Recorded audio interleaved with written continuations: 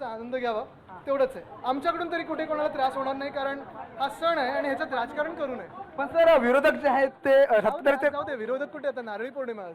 आपण पाहिलं की काल देखील नारळ फुटतायत आता, कुठे विरोधक झाला बोरिवलीमध्ये रात्रीपर्यंत उपस्थित होते आणि बाळासाहेबांचा फोटो होता, शिवाजी महाराजांची प्रतिमा होती आणि ज्यांना मोठे साहेब कळलेच नाहीत काय आहे ते दिल्ली समोर झुकतात.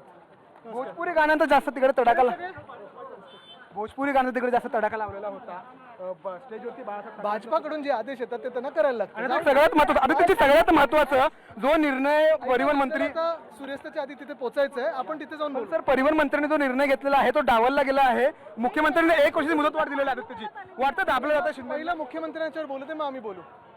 धन्यवाद. तर हे आदित्य ठाकरे यांनी आता जी भूमिका जी आहे ती आता टीव्हीशी बोलताना सांगितलेली आहे की आधी पहिलं मुख्यमंत्र्यांनी या संदर्भात बोलू दे की काय नेमकी त्यांची भूमिका.